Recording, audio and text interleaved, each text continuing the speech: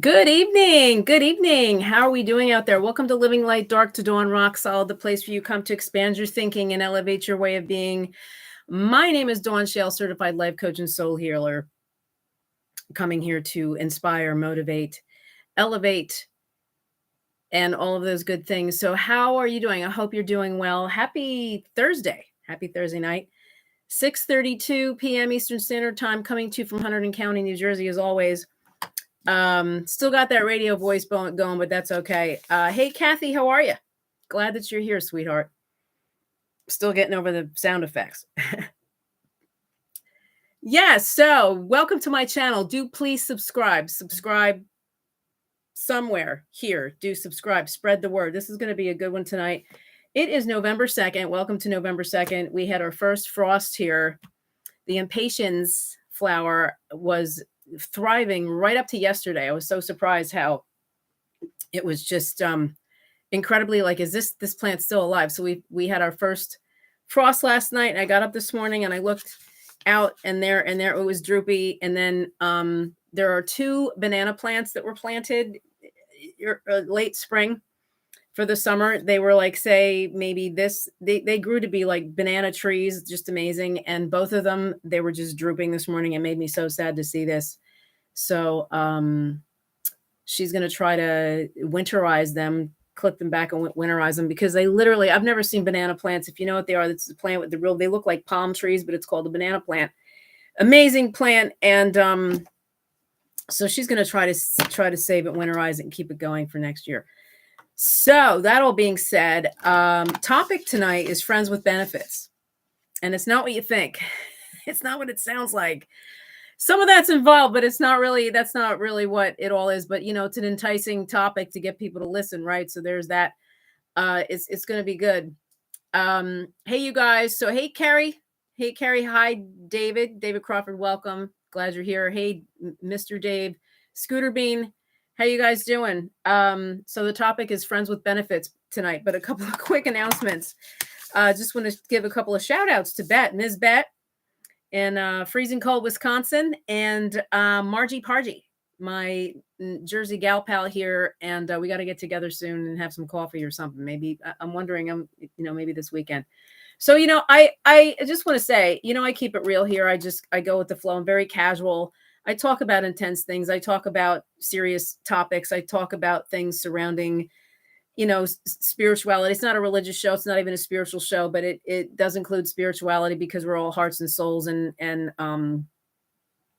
spirits having a human experience. And so that's a lot of that is included in this. Never any shame or judgment. And, but I just keep it real. There's nothing flashy. There's nothing, I don't act like a professional. I am a professional. I am a certified life coach and a soul healer. I do work with people for a living. I do help people. I guide people back to the heart of who they truly are. That's why I'm always talking about heart-centered living. And that's going to be included in this. And well, let me say, David Medansky, Jaded Health, sequel to Stop Dieting, sequel to Breaking the Chains of Dieting. Awesome human being, husband, man, father, whole ball of wax, just a great guy. He's the one that I spent time in Dallas, Texas with, and I appeared as a guest on his show called Jaded Health, which will be airing and streaming in January. I wish it was now, but it's not. And so here I am. You get to see me here. So he's amazing. If you're looking to be healthy, leaner, lighter, he said in his own words, I was tired of being fat and unhealthy and feeling like just junk. And because diets don't work. You didn't fail the diet. Diets fail you. And it's not even just all about the diet, but it's about feeling better and, your total health and wellness. So do look him up, David Medansky. He's all over. He's on my page. He's all over social media, and he has a website and Amazon. His website, his material is for sale. My scholarship program was developed earlier last year to assist people in getting the help that they need. Sometimes people cannot always financially afford to work with me. And so I created this earlier last year. It's just a matter of looking me up in Venmo or Zelle and just donating. No donation is too small. I realize it's a trust factor, but here I am, and my phone number is listed on my website and all those things. And so, which is www.dawnshale.com. I will talk about that again later on. So, all that being said, and all those things, subscribe to my channel. Did I mention that? And spread the word, you guys. If you really enjoy this, if you find value in what I do here, and you enjoy listening to me and watching and all of this, let people know who I am. Please, I would appreciate that. And we're all working together in this space of living and being human. So, friends with benefits. Let's get moving on the topic. And so let me look at the talking points, because I cannot see them in this space. So the talking points are why. Decades. I've been talking about healthy love and relationships for decades. I've always had a passion for relationships and friendships and communicating and relating. It's all part of what I do. Matthew Perry. That's going to be a good one. Healthy love. We all know the late, great Matthew Perry. He passed away. I think it was it Halloween? It was over the weekend. The star. How could you not know who he is? The actor from Friends. And it just hit me actually only about an hour ago that I want to talk about this, because it's relevant. Attention span and non-accountability, emotional intimacy, balance versus one-sidedness, shoulder chips, pain, feeling safe, and being kept safe. Can't wait to talk about that. Trust and credibility, personal commitments, the wholeness of you creates connections around you. The wholeness of you creates connections around you, and so much more. So I'm probably going to be switching screens a little bit. Like I said, this is casual. It's a podcast. I don't have anything to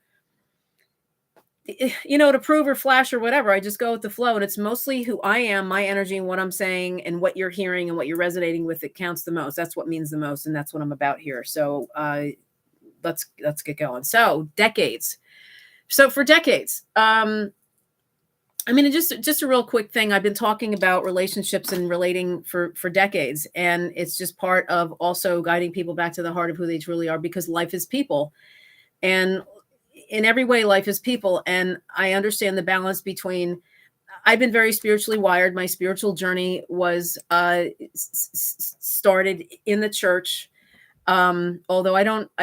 You know what? Here's a thought. This just came to me now. I don't really think that's the case. I think our birth born into this earth is what started our spiritual journey, and I think it was a matter of becoming aware of it. And I think I became aware of it when I started going to church. So it's about the awareness of your spiritual journey, and we're all on a spiritual journey. It's not woo-woo, and it's not weird, it's not religious, it's none of those things.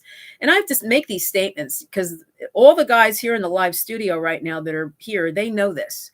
But I put things out to bring balance, to help other people understand that might be new or whatever. And I've been doing that from day one as well. I've been doing a podcast for 2.5 years, started in pod, being migrated over here to this space. And I'm just continuing on. And so fresh content, healthy love's a big one. But so becoming aware of your spiritual journey. And so I became aware of this back in 1986. And I actually think it was before then, believe it or not, through the rock band Rush. And if you can believe it, I was like 12 and 13 years old when Moving Pictures came out in the late, I don't know what, not the late, I don't know, 1980 something, 80, 83, 82. Now I was young. So wait, it was like 81 or 82. I don't know exactly what year Moving Pictures came out, but when we were kids, we didn't have social media. We didn't have cell phones. We didn't have any of this stuff. We had nothing. So our passion and the thing that we did was ride bikes, play manhunt in the neighborhood, and when it got dark, and hide and seek and all that stuff. Manhunt was like an adult or older version of hide and seek, if anybody's heard of manhunt. And we listened to music. We watched TV. We listened to music. Like, music was our thing. And so getting into Rush, and I was always very lyric oriented and into the meaning of what songs were. And not everybody is always, I've always been that way. I used to, buy the cassette tape and open up, then I couldn't wait to read the lyrics to all the songs to see if I resonated with it or it had meaning. And I think we're always, as people, we've always been in a search for meaning. We've always been on a search for meaning in some way. And that's all part of this too tonight is what meaneth this. I think I did a podcast called What Meaneth This quite a while ago, but it is all about meaning, and it's all about what you mean to you and what your purpose and is on this earth and what that means to you. But so I'd read the lyrics And it was fun. And I remember analyzing the lyrics, and I had, as a kid, my parents made me go to church, as maybe many of you, whoever's listening, maybe you were made to go to church, maybe you had to go to Catholicism, get your first communion and go through catechism, I think it was. I wasn't Catholic. Although I visited a Catholic church just to do, it was fun. They had church on Saturday nights, so you didn't have to get up early in the morning. And once in a while, I would go with my friend. Like, I was really young, like 8, 9 years old, 10 maybe. And I would go with her and her mom to Saturday mass. And the best part of it was going up to the front and getting that circle on your tongue. Like, it was just fun. I didn't know the communion. I'm long since removed from this, but getting communion was like fun. And so the stand, sit, kneel, stand, kneel, sit, kneel, stand, sit, kneel, sit, all this. Anyway, so you were forced to go to church at some level, and in some way, and we didn't know really why. Like, why do we have to go to church? What does this mean? What's the meaning of God and church? And it was just something you did out of obedience, so you wouldn't go to hell. You wouldn't burn in hell. And they didn't come right out and say that, but that's basically what it was. You got to go to church. That's how you become a good person. This is how So why am I telling you this? I know I'm saying this for a reason. But anyway, so everybody has had has been exposed to spirituality and religion on some level, even if it began as spirituality, even if it started out that way. And I think if you were a critical thinker back then, and as a kid and growing up, you maybe thought into your own self and maybe started to realize your own things. And, knowing that there's got to be more than this. And it's just not about going to the building and confession. I mean, like, we didn't have that. Catholicism is pretty fear-based. Sorry, kind of not sorry. It's very fear-based. It's very works-driven. I mean, they make, the whole sit, kneel, and stand thing is, okay, now we're going to stand, now we're going to sit. I mean, and the communion, and everybody went, and the priest didn't know who I was. Like, I was a Presbyterian. I was a Presbyterian going up to the front for communion. Like, I didn't make my Holy Communion. I didn't go to catechism, but I wanted, because the kids, you want to eat this thing. It just melts in your mouth, this thing. Did anybody ever do that? Ever? So anyway, talking about how the spiritual journey began. And so for me, it was around in the late 80s, I became more aware of this. And let me look real quick at something. I have to take a look at something. Because I talk so fast, my brain moves at a rapid pace, and I get in my own way. Attention span. So healthy love and relationships and all of this. And so, okay. Trying to get my train of thought back. I apologize. This happens. It did not happen on the television show. Thank God it did not happen. And I don't know why it does, but because I think there's a lot I want to cover tonight. I want to cover so much, and I want to get it all out. And so I was talking about meaning, and I was talking about that everybody wants to have a sense of meaning and a sense of purpose and a sense of why you're here and knowing why you're here and all of that. And and so life is people, and our sense of purpose and meaning comes through in relationships. We need each other. I talked about this on Tuesday night. I talked about healthy need, needing each other and needing to be connected to other people versus neediness versus needy energy. So this isn't really a sequel or a part 2, but this is a little bit of a continuation, not officially, but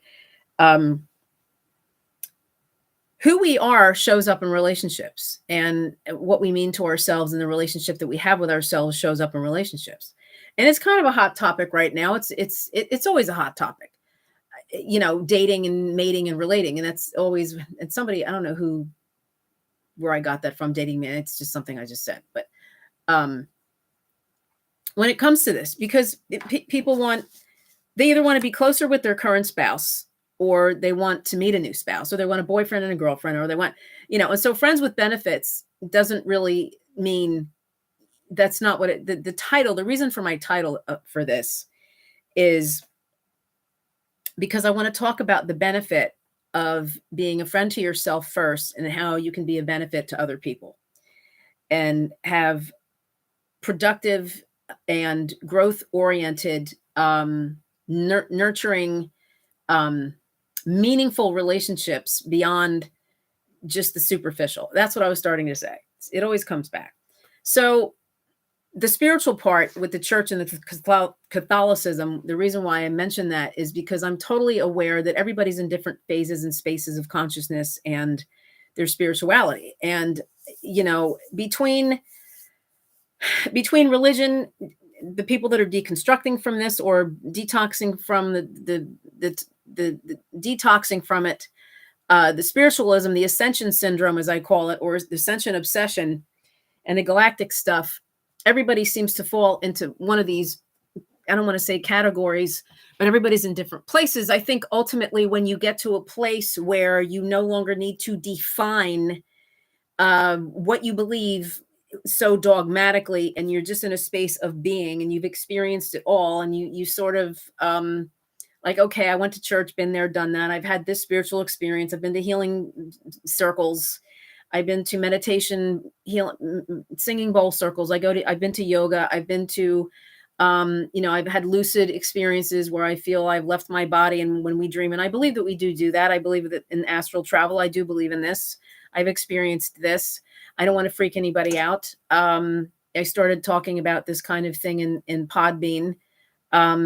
It is very real. And I try to bring these super ascended things down to earth so people can relate to it, so they can open their minds and their hearts to be open to it instead of dismissing it as crazy and lunacy. There's a lot of people that, especially like if you are connected to, some tribe, either you're surrounded by that, or it's in social media that you consider that, or whatever that is. And there's a whole entire world of people out there that have no idea what any of this is. They've never experienced any of this stuff. They don't, when they hear the word spirituality, they think religion. That's what they think spirituality is. And I actually heard, it was when, Carolyn Mays, if you've ever heard of Carolyn Mays, she's a spiritual teacher. She's been doing this for 25, 30 years, long time. And I saw an interview with her recently. It's an older interview, but it was a repeat. It was a rerun.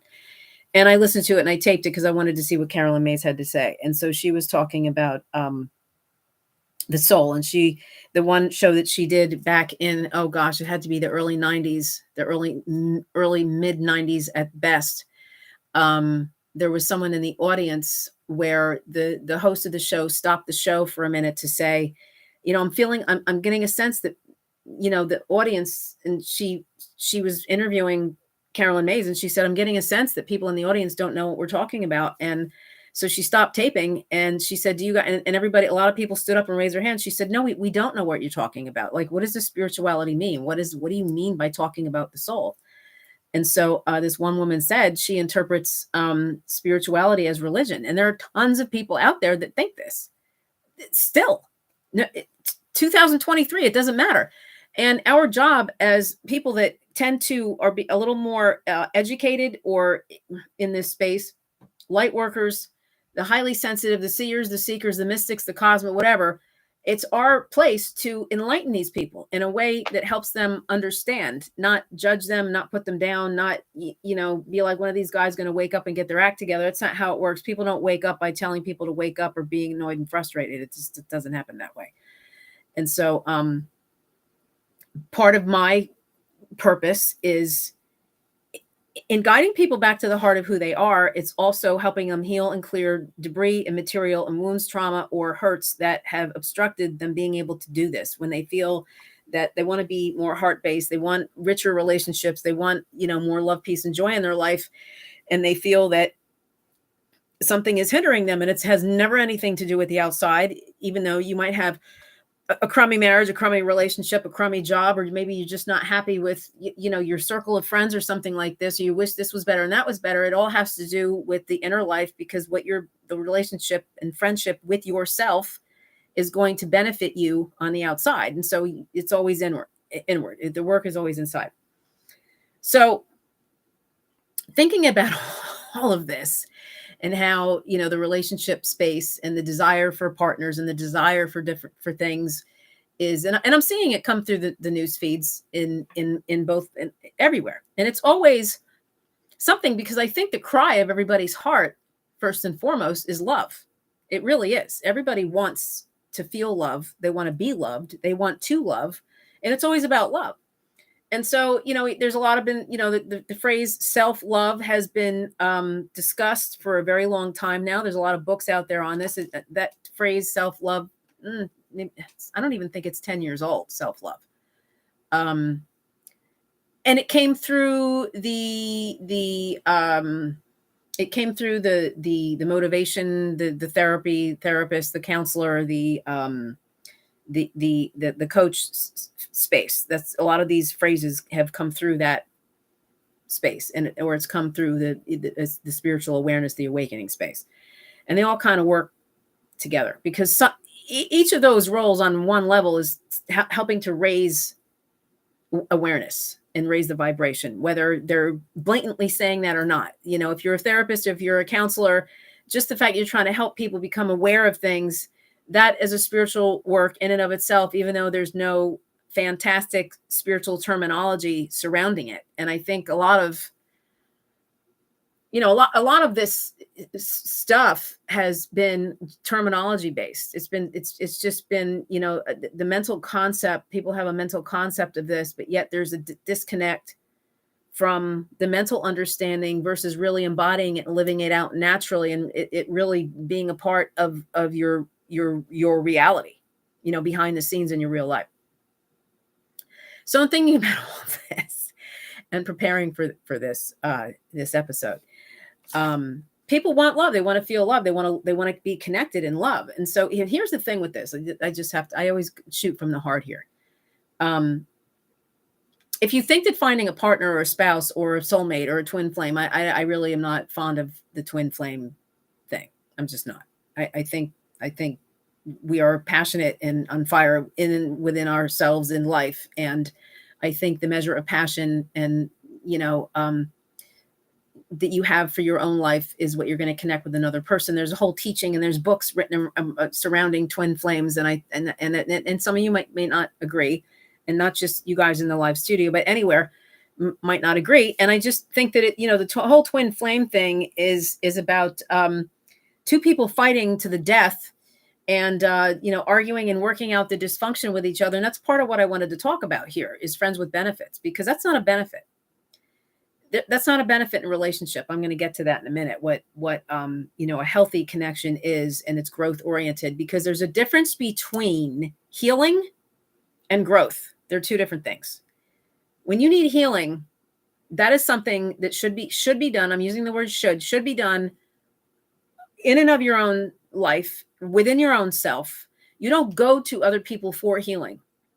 Growth is just something that happens as a result of your healing, and you continue to grow.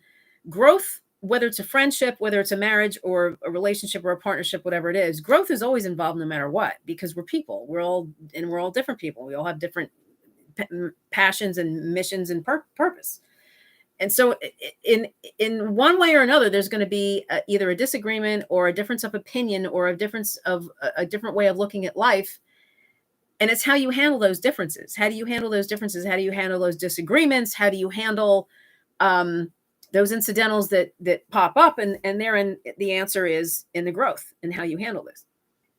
So let me look. I wish I could see, and I can't see talking points here in YouTube. So I'm going to go back over here, and I'm going to keep going with the flow. But so Matthew Perry, healthy love.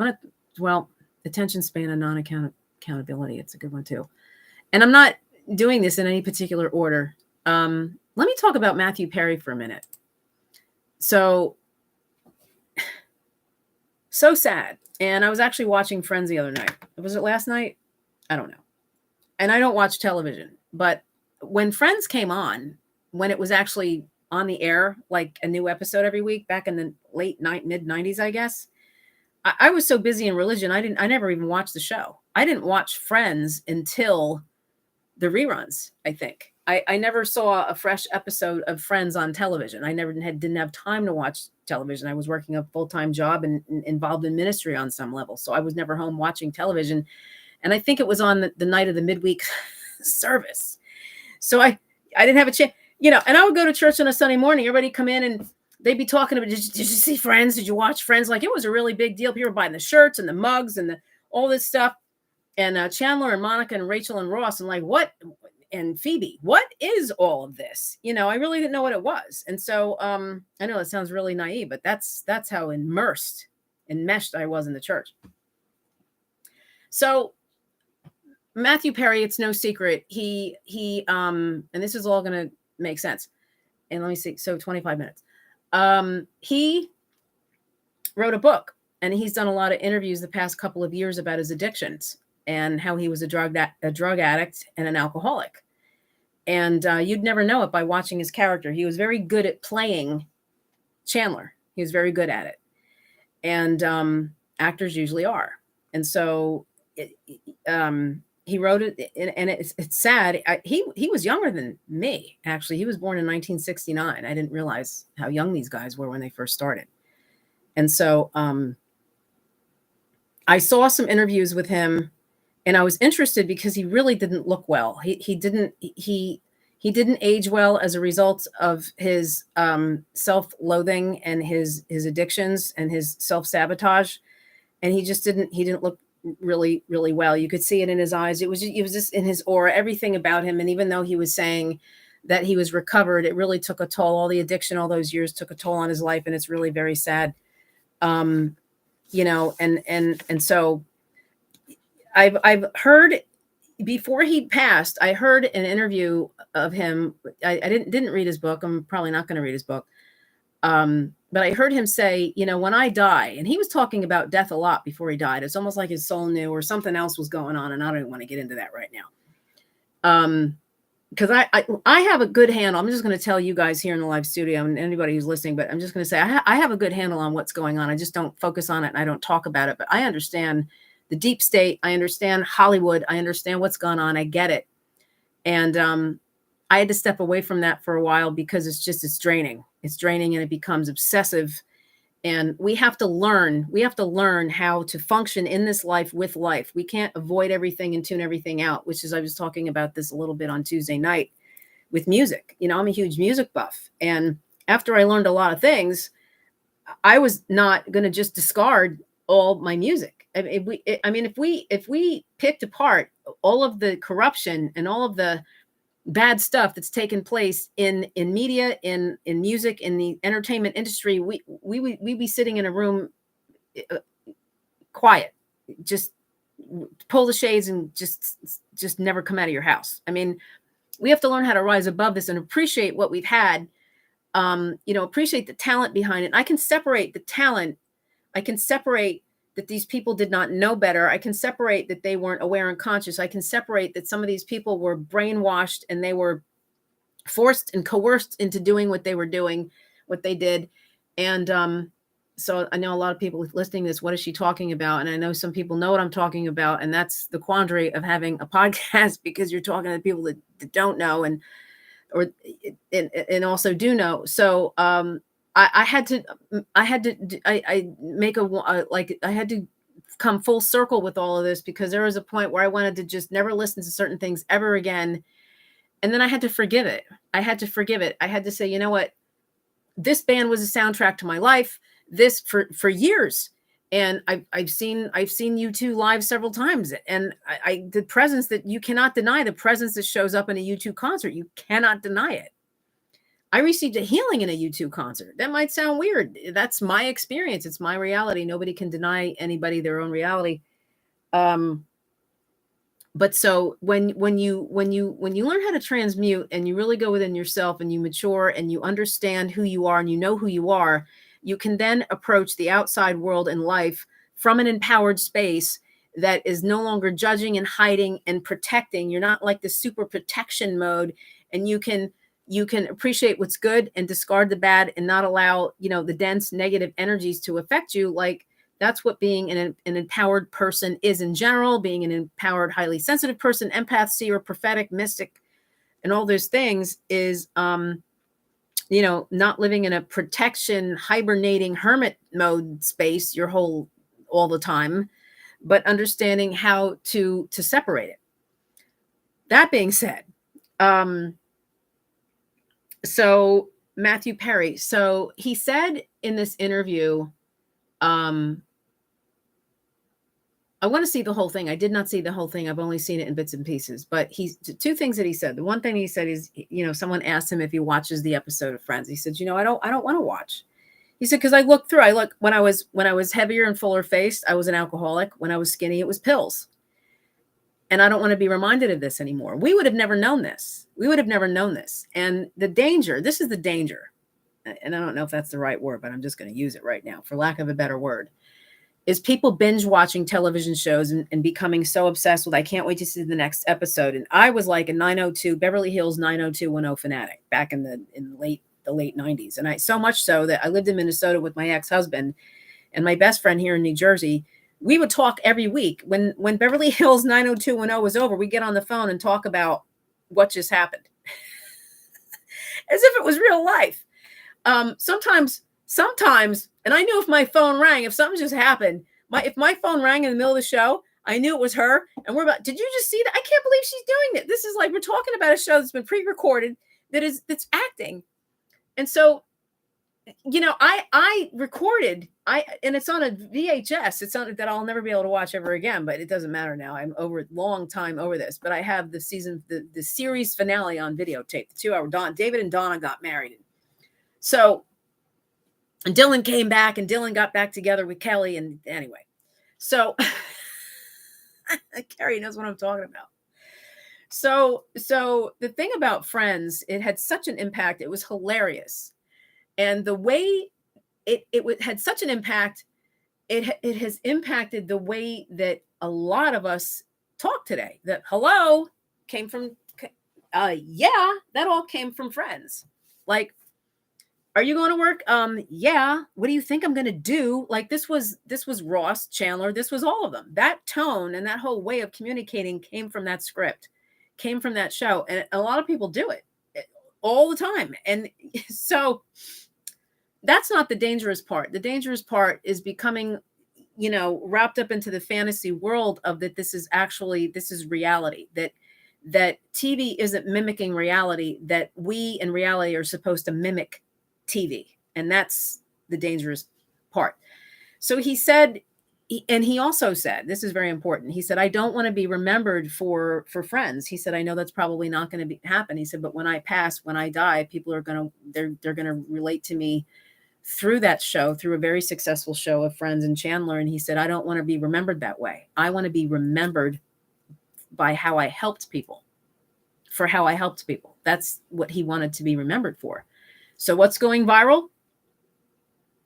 Friends, Chandler. People are actually saying rest in peace, Chandler. They're not even saying rest in peace, Matthew Perry. And this is going to go on for a while. This was a big deal. His passing was as big as Lucille Ball or I don't know. I can't think of anybody. I mean, just pick a Neil Peart wasn't even. You'd have to have been a real music buff and a Rush fan to know when Neil Peart passed away. I think it's 3 years now. But everybody knew about this. And so this is what's going on in social media. And they're saying, rest in peace, Chandler. It's like, no, his name was Matthew Perry. Chandler was the role that he played. And he played it very well. And he fooled everybody so much you would have never known that he was an alcoholic and a drug addict. And what does this have to do with Friends with Benefits? It's actually where I got the title from, because I thought, oh, Friends with Benefits. The acting and stuff and becoming vulnerable and having the real relationship that you want, the meaningful relationship that you want. If you want healing in your marriage, if you want to become closer in your marriage, if you feel like something has fallen out in your marriage, or you're newly married, you want to go to the next level, or you're single and you want to meet someone, male or female, and that meaningful relationship and connection is gonna come through you. It's gonna come through you. It's gonna come through your vulnerability. It's gonna come through knowing who you are. It's gonna come through your relationship with yourself and being best friends with yourself. It's not going to come through the other person. And and he was his character was the sarcasm guru. I love sarcasm. I'm not as sarcastic as I used to be, because sarcasm a lot of times is it's like twisted up anger a little bit, sarcasm. Sarcastic humor is funny. A lot of people don't like sarcasm. They don't get it. Dry humor, I'm more of a dry humor kind of girl, but and a lot of people don't understand dry humor either. But so um he was nothing like his character in real life. Nothing like his character in real life. And there's a lot of character role playing in social media and Facebook, Twitter, and well, it's not Twitter anymore, but Instagram, TikTok. I mean, there's a lot of people making TikTok videos, and it's just, this has to do with the talking point of attention span and non-accountability. The space that we are in with all of this and the super scrolling in social media is, it's so easy to put forth an image. It's so easy to act. It's so easy to put a cute video together. But how are you that happy in the shower? Are you that happy on a Monday morning? Are you that happy when you're in your car going to work? Are you that happy when you're just having some alone, you're just by yourself? Or, you're at home with your spouse, or you're having dinner with your family. Like, are you that happy when you and the family are performing a TikTok video? Are you that happy naturally? Is this a natural thing? Is this a real thing? Is it for the attention? Is it to get high off of the attention? And so in reality, all the fame that Matthew Perry had obviously didn't satisfy him, because he was a drug addict and an alcoholic, as many were. Like Jim Carrey's talked about this. Jim Carrey's become quite an awakened spiritual person, or so that's how we see him talk. I don't know Jim Carrey personally. I would hope that's the case. He was a very favorite of mine. Back with the first film. I mean, I'm talking back with the comedy show that he was on, where he played, and I forgot the character, but he was on that. It wasn't Saturday Night Live. I forgot the name of the show, and it wasn't the one with the mad freckled redhead. It wasn't that either. But anyway, so then Ace Ventura: Pet Detective, hilarious. Which Monica, what's her face, Courtney Cox, was in Ace Ventura: Pet Detective. So he was an example of someone who had all the fame and fortune that you could possibly want, and he felt empty enough inside that he had to take pills or just self-destruct via alcohol and his substance abuse. And it's there's a high from fame, there's a high you get from attention, there's a high that you get from that when it's egoic based, when you're in the ego space. There's more of a high when you're in alignment with the heart of who you are. That's a better high. It's more sustainable. It's peace. It's joy. It's the real high, rather than this faux, egoic thrill, the thrill of the moment. And when you're actors and entertainers and stuff, I can't imagine how difficult it is to really stay out of your ego. And that's another reason why I love Rush so much, because they were not egotistical guys like Geddy Lee, Alex Leisman, and Neil Peart. Neil Peart was the least egoic person, I think, probably in history, the least egoic performer in history. He hated attention. As soon as a concert was over, he'd take off. He didn't like to do interviews. He was not into it for the attention. He loved what he did. He was a master drummer. They called him the professor. But he wasn't called the professor because he was a great drummer. He was called the professor because they were just hanging out one day, and they were talking about Gilligan's Island, and Geddy Lee called him the professor, and it stuck. So that's the truth about why they called him the professor and how it stuck. So a little random trivia. But I can't imagine how, but see, people live in this egoic space, and it's the posting and the social media stuff. And it's the constant attention and the constant likes and let me put another one out, another one and another one. And let's get more of this and more of this. And it's more and more and more. And, where's the stillness? Where's the self-reflection? Where is the relationship with yourself? And I mentioned this a little bit on Tuesday, that social media is just eating intimacy alive. And that's being friends with benefits is the meaningful relationship that I just lost my thought. The intimacy that we want with other people's got to first come within here. Well, intimate with yourself. What does this mean? It's you have a practice of self-respect, self-love. You know who you are. Let me see what David said. The Duck Factory. No, I don't know what that is, David, but thank you for your comment. That's not the show. It's Jim Carrey played a character. He played a character back in I forgot the name of it. The show. It was like Saturday Night Live, but it wasn't Saturday Night Live. And there were a couple of shows like this. But he played that wacky dude because Jim Carrey is brilliant at playing wacky dudes. We know this. He's never played a serious role, although he's very good. He's had serious moments, and he's just incredible. Yes, there it is. Scooter Bean. Now I don't have a cheer button. I don't have any sound effects, but yes, in living color, that's what it was. Thank you, Scooter Bean, for the win.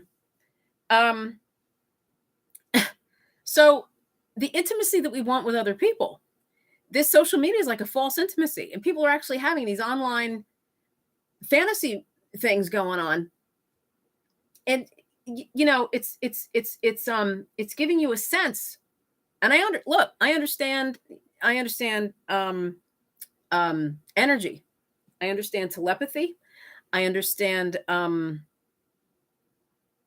And I understand that you can have a sense of someone's energy online, and you have a sense of your tribe. And I get this. I've been in Facebook, I think it's 15 years, and I've always had a sense of, you can absolutely have a sense for other people's vibes and energy. But there's nothing like face-to-face connections and relationships, or at least, getting on the phone and having these conversations and really, knowing each other vocally that way. And I think a lot of people are forming relationships, real relationships, via social media, because it's not happening in their local area. And, that's a whole other thing. But so intimacy is what real intimacy is, is allowing someone to see into you and you seeing into another person and being open to do this. Well, how can you be vulnerable and open, you have a heart open, and it comes through trust and feeling that you can trust people. Trust and credibility is established over time. I've talked about this ad nauseum. It's established over time, and I'm only rolling my eyes because it sounds like, repetitive, but it really is. Trust and credibility is established over time. And the way that you're going to be able to trust other people and have that intimacy with friendships, because there is emotional intimacy involved in any connection, in any relationship, because it's emotional intimacy really is just being honest about how you feel about things. That's really what it is. Honest about how you feel about things, honest about if sharing your honest feelings about things, and also sharing your honest feelings if there is a disagreement or an issue or something comes up. So if you feel, insecure or like you can't trust, you can't expect to get intimacy or this from other people. And this is what is happening in the relationship space. Everybody wants, I think that's one of the talking points. Everybody wants something. Everybody wants connection. Everybody wants intimacy. They want it. And it is what everybody wants, and it's a natural human need, but we don't go to relationships to get. We go to relationship to give and to create a collective space. I bring my happy to you, you bring your happy to me, and we create a relationship where you're happy and I'm happy, and we're creating like this friendship that's happy, and it's based on how much self-love I have and how much self-love you have, and how we create that together. And it's not putting expectations on the other person, but there is a certain, I've talked about this before as well, there's a certain amount of common natural expectation that comes into play. So now I'm kind of getting into the meat of this, so I just want to have a look at something real quick, these talking points. So trust, so emotional intimacy, I covered that a little bit, and what that really is, and being honest and sharing who you really are. I think Matthew Perry discovered this way later, getting to know who he was, and finally becoming sober and connecting, getting a connection with his God, with universe and all of that. With trust and credibility being developed over time, part of this has to do with, how is the trust developed? How is it developed? How is all these things developed. And I think people get this mixed up. And I think it gets mixed up when people are expecting the other person to be giving and proving and showing, well, here's who I am, and kind of earning your trust. It's a give and give. It's a give and give. It's not like a give and take. That's old school, low vibration way of thinking. It's a give and give. It's from a whole place within you, from that relationship and that whole space from within you. It's a give and give. And people get it mixed up because they still feel that I heard something today, and I'm just going to say this, and it kind of got my goat a little bit, is that we don't go, we don't there's a difference. There's a difference between feeling safe. I'm going to talk about safety and pain for a minute. There's a difference between feeling safe with someone versus expecting someone to make you feel safe. They're two different things. And this stuff surrounds where healing is still needed. And it surrounds, and one of the talking points was having a shoulder chip or chip on your shoulder or something like this, shoulder chips. And so, and one talking point too is balance versus one-sidedness. Healthy relationships have a balance, and it's a give and give, and it's a giving of the collective, the happiness that you're creating in the mutual space. Relationships become, it's not fun to have one-sided relationships. And when you have someone that hasn't done their work, because as I said, needing healing is different than growth. Healing and growth are two different things. And when you're in an unhealed place in certain areas, you tend to look to other people to make you feel safe, to make you feel like you can trust them, to make you, and it's giving them the power. And it's not even really giving them the power, but it's putting that expectation, it's putting that burden and that responsibility upon them to make you feel safe. And it's never the place of another person to make you feel safe. It's never the other responsibility of the other person to make another person feel. And that whole statement, to make you, well, you need to show me this, and this, and I need to feel this, and this from you before I'm going to show you anything, it's not healthy. It's not balanced. It's not coming from a whole place. It's not coming from a whole place whatsoever. Safety has to be within you first. If you want to feel safe with another person, it has to be within you first. You have to feel safe and grounded in who you are as a person. If you have trust issues, which a lot of people have, especially when they've come from different religions and different things, because religion does a number on friendships. Religion does a number on relationships and friendships. It's because there's a whole belief system surrounding it, and there's a whole dynamic surrounding this, and there's a whole way of being surrounding this. And so when people leave church, leave religion, leave even spiritualism, or they leave certain things, you're not just leaving, you are leaving the belief system, you're leaving your way of being, you're leaving the way that you used to conduct friendships, you're leaving the way that you used to, and so now you're starting from square one, kind of going like, who am I? I need healing from this experience, number one. I need to really connect with and know who I am, that I am love at my most core essence self first. And when I know that, that's going to show me, when you know who you are yourself first, that's what's going to show you how to detect that in someone else. That's how you're going to know to detect that healthy emotionality, that healthy groundedness in someone else. Because what you see within yourself can only be identified in another. It's like, I hate to say this, monkey see, monkey do. That's not really, that's kind of stupid. But people have these wants. People have these wants. You want something, and you know what you want, but you have to first give it to yourself and realize it and understand it within yourself before you can actually receive it, or I should say share it with another person.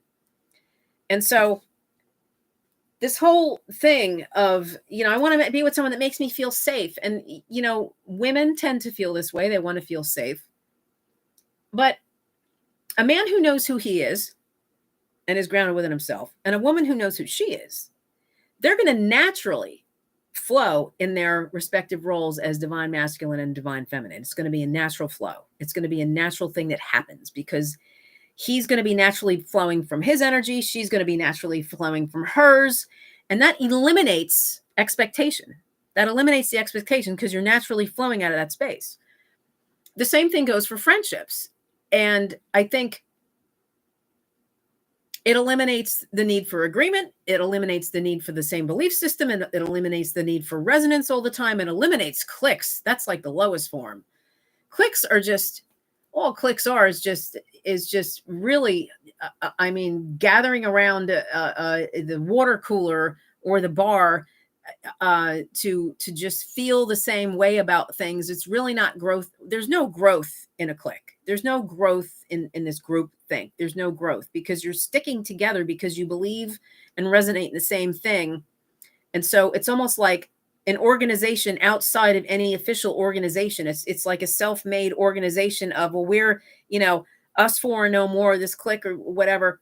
And it all starts when we're kids. I mean, it starts in the lunchroom in high school. It starts with the cheerleaders. It starts with the sports players. It starts with the nerds or the druggies or the random whoever's, all the groups that are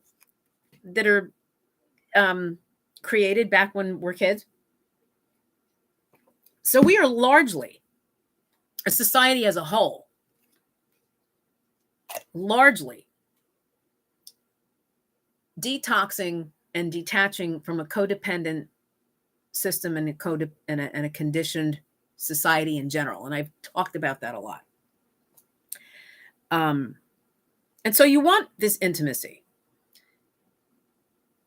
The love and the security within yourself is what's going to create this.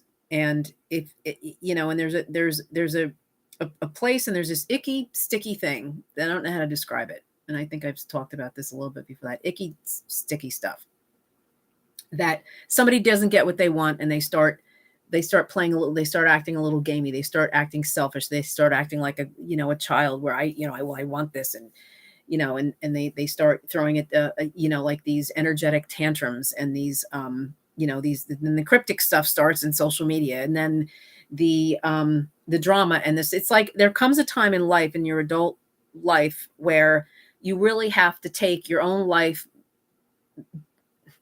by the balls and realize that, how do I want to show up? How do I want to show up in life? How do I want my friendships to flow? How do I want them to be? How do I want to treat people? How do I want people to treat me? How do I want, and this is all multi-dimension. It's spiritual, it's ascension, it's all connected because it's love, right? So if we take the word love and we can put all these terminologies and all these things in the bucket of love, we're good. We're good. So it's I got everybody covered in this. I think, and that's the goal. And if there are trust issues, it's understandable if there are trust issues because you went through some kind of an experience where you were surrounded by a particular group of people, and all of a sudden the thing comes crashing down, and now you don't know who to trust. And the reason for that from the beginning was because you really didn't know who you are from the beginning. You weren't trusting yourself from the very beginning. You were just sort of going with the crowd, either leading a crowd or following the crowd. And there's no better side to that. Because if you're either a crowd pleaser or a crowd leader, and the crowd leader is usually some domineering control freak, and the crowd pleaser is just someone that's kind of following the crowd and just doing what everybody else is doing and saying what everybody else is saying. I mean, this has really been the epidemic or the pandemic of society in the relational space. But so personal commitments, I'm going to move into this. When you make commitments to yourself, and you are committed to yourself, and you are, you've made a resolve within yourself to how you want to show up and how you want to be as a person and as a human, because we are human beings in this space. And I say that because there's just so much of these one-liners stated. There's so much of these, you're this, you're that, and I don't want to because I don't want to I don't want to incriminate myself. I don't want to incriminate anybody else.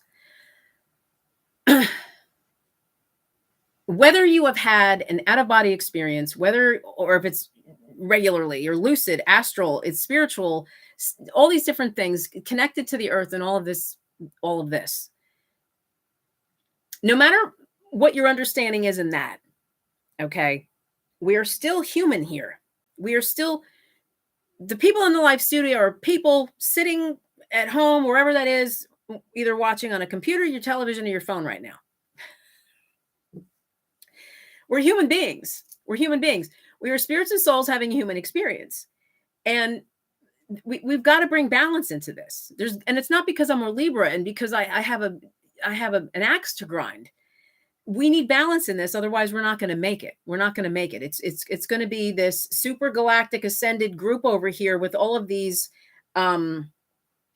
channelers. And I have to tell you, I don't agree with some of this channeling stuff. Because it's coming through a person. And I think that that doesn't matter because I don't want to get into a space of opinion. I don't want to get into a place of opinion because opinion doesn't mean anything. I think that you need to weigh this stuff carefully. I think you need to really weigh this stuff carefully and really use some wisdom when it comes to this, because we don't want to become people that we talk a language and that nobody understands. And I don't necessarily know. None of us know this. And I know there's a lot of people out there that will say, no, this is going to happen. This is happening. This is where we're headed. And there is someone who said this, okay, last year. This person has probably thousands of followers. I'm not going to say who it is. They don't even have a normal, there's 2 initials that this person identifies. It's not even like a full name like Dawn or Carrie or Dave or Kathy or David or Susan or Sharon or Joe. It's different. And this person did a podcast. It was 2 hours long, and I listened to it for the heck of it last summer or something. And they were saying that we're all going to go to Blessed Gaia, and when we get to Blessed Gaia, we'll be able to bring our pets. We can bring our soulmate there. We can meet our soulmate there, and we were going to go to this place. She had a time frame in this. It is a female. She had a time frame in this, and she said it was going to happen by December. Well, guess what? It's November of 2023. I meant last December. She was given a time frame that this was going to happen by December. And then she started kind of backpedaling and saying, well, by January, this, that, or the other. Hate to tell you, we haven't left planet Earth. Okay. This is Mother Earth, and we are here for the duration until we pass into the next space. Okay. There is no second Earth number 2. Why am I saying this? Because I have been open to all of this. I have asked to show me, what is this all about? This person was giving time frames. Well, guess what? That didn't happen. It didn't happen. She was wrong. I don't even know what she's saying now. I have no idea what this person is saying now. You need to be wise who you listen to. And a lot of this desire for is escapism. It's not liking the life that you're living here so much that you're grasping for this other higher multidimensional 5, 7, 12, 15D experience. I want to be 15D. Listen. If you want to be 15D, you're not going to be sitting here anymore. You're not going to be sitting here. We don't want to die, do we? Do we want to die? Does anybody want to die? Who wants to die? Ascension, heart-centered living. We want to ascend, but it's heart-centered living. It's living from here, and it's still being able to relate with our brother and sister, our fellow human at the same time. That's multi-dimension. It's being able to be ascended and have your time and have your meditation and your solitude and all these things and experiencing the lucid and the astral and all this stuff. But the obsession with it, the obsession with it makes it completely unrelatable to other people. And she was wrong. She was absolutely wrong, because this didn't happen. And she talked on this 2-hour podcast. This was summer of 22. This is 23. So this was the summer of 22 that I watched this podcast, and I watched it all the way through, not because I was learning, because I wanted to, 15D. I wanted to hear we will just disintegrate at that level. I mean, making fun of this.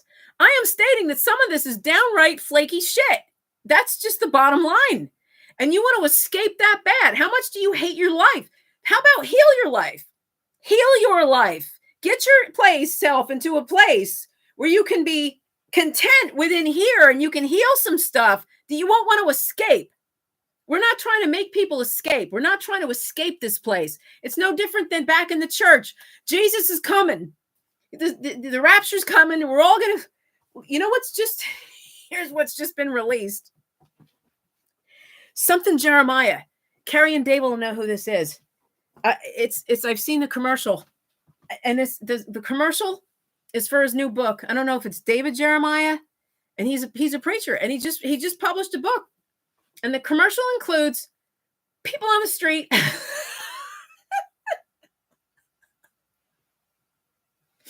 People on the street that are going to suddenly vanish. They're going to suddenly disappear in the rapture, because I think that's what it is. What it was. Straight up. People are outside in the street. They're riding bikes and then they're in the laundromat. There's a scene where they're in the laundromat and the woman's doing her laundry. The woman folding her clothes. She just vanishes. Boom. Like, you really think that's going to happen? That the body disappearance. Boom. What's the name of it? What's the name of this book? The Great Disappearance. I think that's what it's called. The Great Disappearance. And you know what the sad part is? This guy's going to make thousands of dollars on this book. People are going to read it. They got it on auto ship, man. They got it like they placed their orders. They're going to pass it out to their friends. And that's what they're doing. And it's like, we're not supposed to try to escape this experience. We're supposed to try to learn how to live here in this experience. We're supposed to try to learn how to be a healthy, functional human being in this experience, that we can relate to other people in the space of love. That's what we're supposed to be doing, is loving one another and understanding how to relate to one another until God's universe is whatever time it is that we leave. We're not going to take off to another earth. This is the new earth. You know what the new earth is through us. We're creating new earth in here. By this connection, by this frequency, by the connection of love within ourselves. That's how we're creating the new earth. And there's a lot of people they just want to escape. They don't want to be here. I read something recently that they said that someone said you can just lay down and fade out. If you want.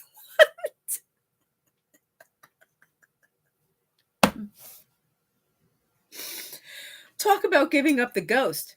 I mean, some of y'all gonna, I don't know.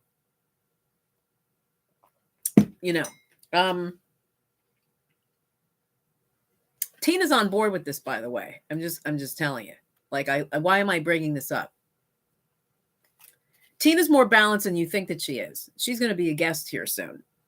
We're going to have her on. We're going to do this together. I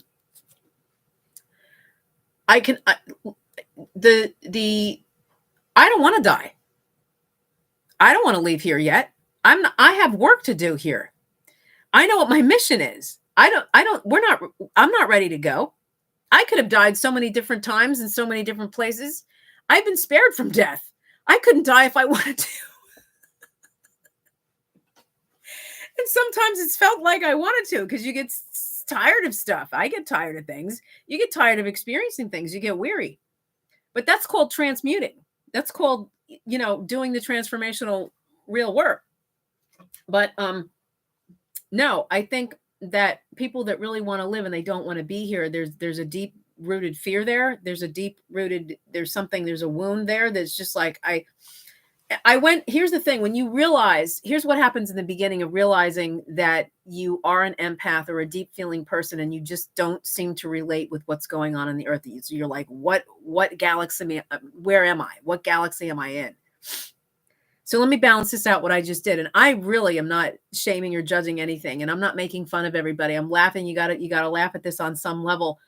I think that I realized years ago, I went through that, where I felt like is it me, or is it like, do people not understand and see? And you go through that phase, but you have to get through that phase. You have to get through this. So Dave said, I'm sorry, but I have to go. Oh, okay. You'll have to tell me later. I want an explanation in writing. I'm kidding. Sorry, Scoots. Let me know. I hope everything's okay. So you have to get through that phase. You can't live there, because you become unrelatable, and you become identifiable, unidentifiable.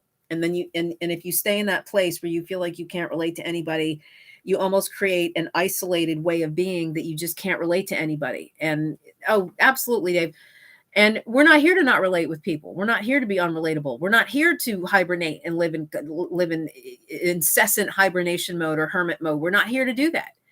And Carrie Ann Fisher, I think, is her name. Is that her name? Let me see what her name is.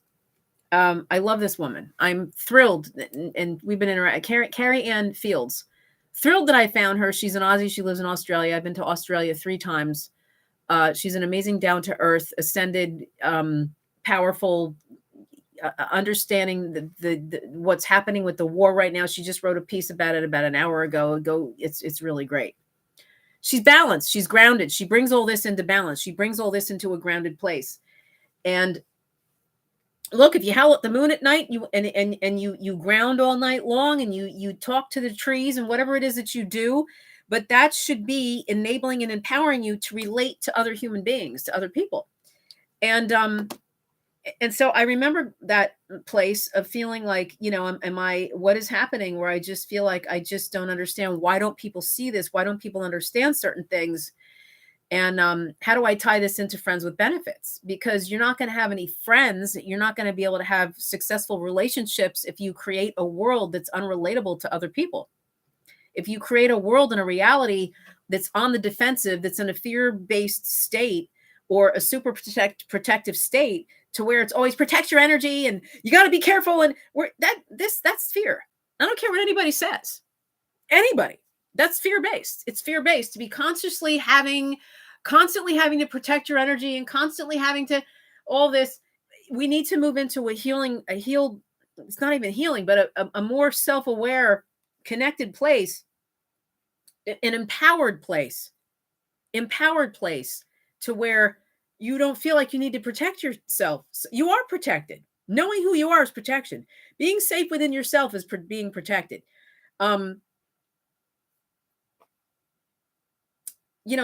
Just, you already are protected. Nobody can do harm to you outside of what you allow. Nobody can harm you outside of what you allow. If you think you're that easily harmed, you're that easily moved, well, you're that easily harmed and you're that easily moved. If you feel that that's what can happen. And that's a belief that you have. If you believe that you have to be protected, then I guess you're going to have to live in hyper protection mode, in hibernation, and all this. And I am blessed. I am blessed. We're all blessed. We're blessed. We're blessed because we're here. You know why we're blessed? You know how we're blessed? Because we exist. We're blessed because we exist, because we're here. We're already blessed. We're blessed to have a heartbeat and have a pulse and to be connected to other people and to live this life. And that's how come we're blessed. And Kathy said, I saw her post. That was awesome, right? I love her. Absolutely love her. She's both. I consider myself to be both. And I try to bring balance and like a reality check, so you can identify with other people, because people that it's a turnoff. It's a turnoff to become groupthink and isolated within just a few people of this is how we believe, and everybody else just has to wake up to understand it. It's like there are tons of. I shared a story on Tuesday. I spent last Saturday out, and I shared that story on Tuesday. How amazing the energy was.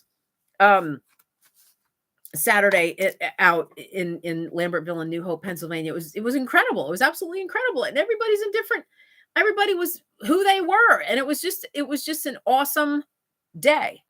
And I think it was a demonstration of more of what I'm saying here. It was a reinforcement of what I'm saying here, that living an ascended life is beyond description. It's beyond terminology. It's beyond groupthink. It's beyond following some woman who claims to know exactly what's going to happen at this time and date and when and where and how. And no, none of it ever happened. And we're coming to the end of another year. How do you explain that? Well, maybe it wasn't time, or maybe, no, no. That's what I was starting to say. It was when we were in church, it was no different than the Jesus is coming, and everybody wanted Jesus to come back. Everybody just, the great rapture, and the tribulation's going to happen, and we're going to poof disappear. And I started talking about that a few minutes ago, and I was laughing. Living in a constant state, whether it's religious or ascension or galactic, of wanting to leave here, that's not a happy place. That's not a happy place to be. Something is going on that is hindering people from living in peace within their own body. We're supposed to be grounded and at peace within our own selves. And this is where I come in and I help people do this. And so I'm going to take this moment for a commercial break and an announcement. I am a certified life coach and soul healer, and this is how I work with people. And I do energy clearing. We get down to the nitty gritty of what is ailing a person in that particular moment in time, and we do talk. There is an intuitive call, or an intuitive, a complimentary session where I ask questions, and we talk about, like, what is it that you're wanting? What do you really want right now? What is your feeling? What are you feeling right here and now? What do you feel ails you? What are you feeling like you can't get past right now? And we talk about that. We get into it, and I get down to the core root of what is going on. And I know there's people out there that are saying, you never need, you are healed. You don't need this. You don't need that. I absolutely 1000% disagree, because we're human and we're living in this place. And if anything, people are hurting now more than ever. And yes, they need to come into alignment and realize who they are. But you know how you come into alignment? And this is how I work with people. Moving the stuff out of the debris and the material out of the way that is hindering it, that is in the way from being aligned, from being empowered, from living empowered, instead of feeling you need constant protection and you need to constantly get away from. And a story comes to mind. So there's my little commercial for myself, that if you or someone else that you know feels just like they don't have movement, they feel like they're just not progressing, this is how I work with you. We're going to get down to the root cause. We're going to clear it, and you're going to get to the other side, and you're going to get to a breakthrough that you will not have to experience that stuff ever again. I can promise you that. I'm like considered the last coach for that reason. So what was I starting to say after that? Well, I forgot, but so we do need to, all of us, learn how to and continue to grow. I'm going to talk about that for a minute. That I was talking about, there's a difference between healing and growth. And so some people look to relationships to be healed, and that's not what relationships are for. And women, we're not here to heal the men. We're not here to do that. We're not here to. We don't need any projects, really. And the same thing goes for men. You're not here to heal the women. You're not here to do that. And if there's people that are going back and forth, and couples do this, there's married couples all over the place. There's friends all over the place. They keep trying to fix each other. They keep trying to heal each other. They keep trying to make up the other person see. None of that is flow. None of this is alignment. If you're trying to make the other person see, and you hope the other person wakes up, or you hope the other person sees, that's not healthy. That's called toxic. And yes, that is. It absolutely is, when you're hoping that the other person is going to wake up and understand what the heck is going on. In a marriage where you've been married and one person starts to have an awakening and the other one doesn't, that is a very challenging space. And there's a lot of compassion for that. And that's not even easy, not even by any stretch of the imagination. It wasn't easy in religion when, like, say, one woman wanted to go to man wanted to go to, the wife or the husband, the spouse wanted to go to church, and the other one didn't. It's hard, because your spiritual core beliefs and how your way of being functions is the foundation. It's like everything to how you approach life and how you approach relating. And so when you're on two different planes and two different frequencies, it's hard. And so, i- you know, that's the whole twin flame thing, is trying to make people, the other person see, or hoping the other person wakes up, or I'm in this person's life so they can do this, so they can do that. To a certain extent, yes, it's called growth. We're here to make each other grow, not make. We're here to experience growth along the way. If it becomes too stressful, too strained, too much striving, it becomes toxic. It's not a flow.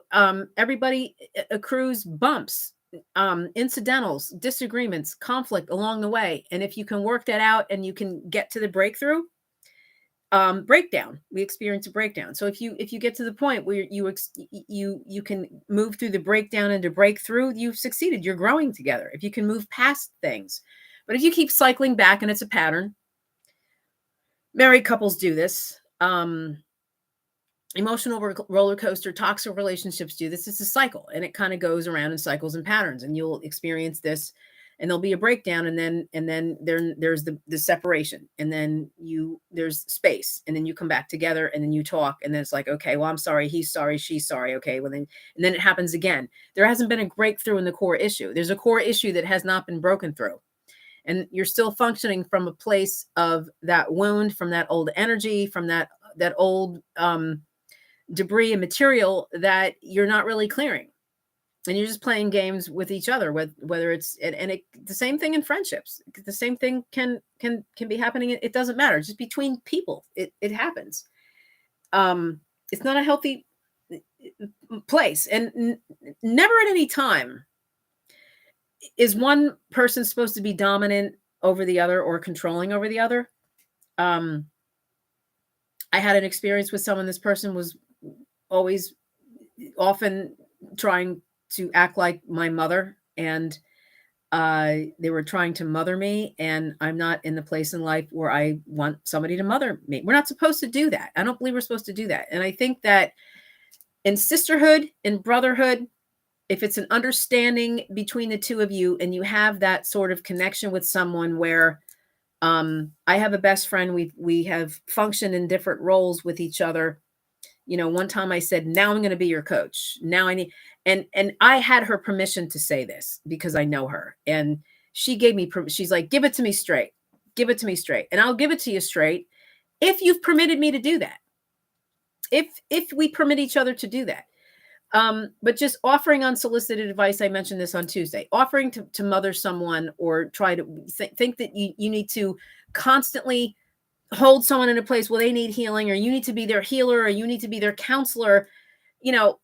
It's not really, it's not appropriate. It's not I don't even know if that's the right way to say this. Friends with benefits, being a friend and coming from a place of empowerment and asking, would you like my input? Just sometimes just sitting with someone, just listening to someone, supporting someone, being there for someone is enough. It's enough. Holding space for someone, respecting their process of working it out. We all work things out differently. And so, let's see here. I'm looking at the talking points. So I covered a lot of this. That's great. That's great. I appreciate you all being here. I'm going to be coming to a close in a minute. So being empowered, living empowered, how do we do this?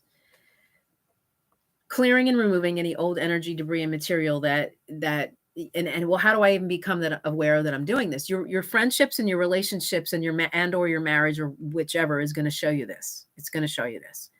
There was a statement that was made.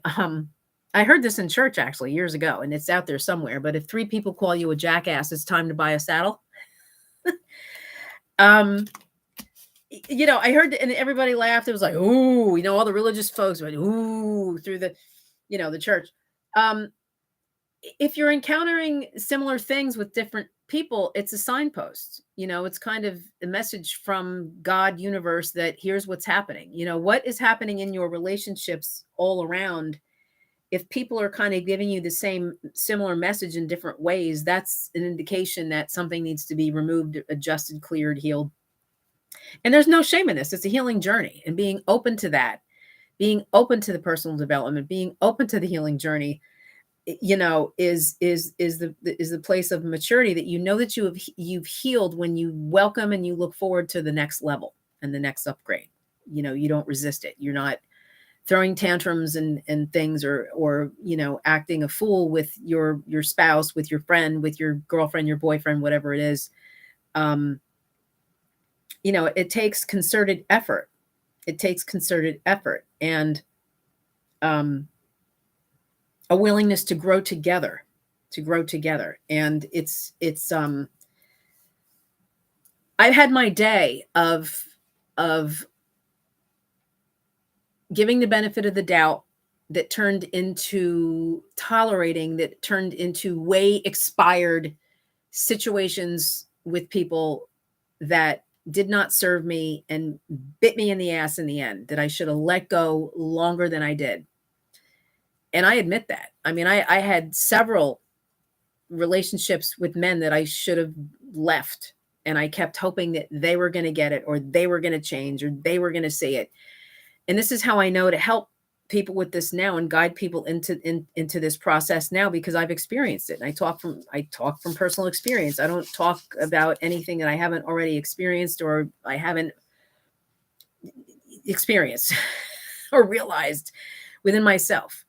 And it's my passion. It's my passion to help people become healthier, to help people become more joy-filled, really filled with joy, really filled with that peace, in a real self-loving, contented space, that every other connection, your marriage, your relationships, your friendships outside of you, is a benefit, is an added benefit. And so on that note, I think I'm going to end right there. This has been a fun, beneficial time, I hope, for you too. Thank you guys for being here and your interaction in the live studio. It's been awesome. I am going to stop. And my name is Dawn Shale again. You can find me at www.dawnshale.com. You can learn more there about how I coach and counsel clients. Do subscribe to my channel, please, and share the link as you feel so inspired. And if, as I said earlier, if you know anybody, if you or anyone could use some guidance, send them my way. There's only so much I can do here, and I do a lot through the podcast, but I can do way more one-on-one. A complimentary 30-minute intuitive call isn't going to hurt anybody, and at the very most or least, you're going to have 30 minutes to have a conversation with me, of which could lend some insight, maybe just a little bit. But so do spread the word, let people know who I am. This is going to be shared in Facebook and Instagram when I'm done, when it's done processing. And that being said, I'm so used to the closing from the other podcast. Thank you. And I'm saying thank you to David here. What else do I want to say? I will be back next Tuesday, 6:30 p.m. Eastern Standard Time. Same bat station, same bat channel, however we say that. And I have no idea what I'm talking about. You're going to have to tune in to find out. And I love you all dearly and sincerely. And I wish you a great upcoming weekend, first weekend in November. And get ready for Turkey Day. It's the month of Thanksgiving. It's a month of giving thanks. Be grateful, be thankful, live love, live blessed. And I will talk at you soon. Love you much. Take care. Bye-bye.